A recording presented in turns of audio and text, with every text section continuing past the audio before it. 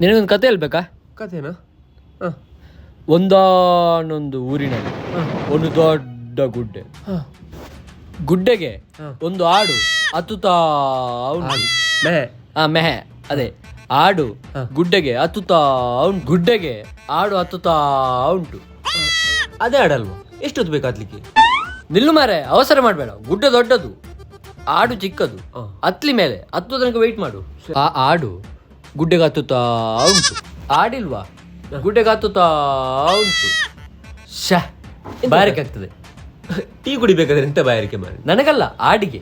Story ಒಂದು interest ಉಂಟಲ್ಲ. ಸಾವಿದ interest.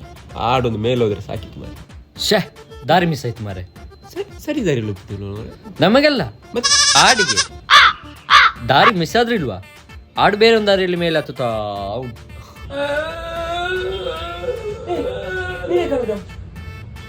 ಆಡಿಗೆ ಮನೆ ಹೊಡ್ತೀನಿ ನೆನಪಂದದ್ದು. ಆಡು ಪಾಪ ಅಲ್ವಾ? ರಾಜು, ನಾನು ಇವಳನ್ನೇ ಹೇಳಿ ನೋಡ.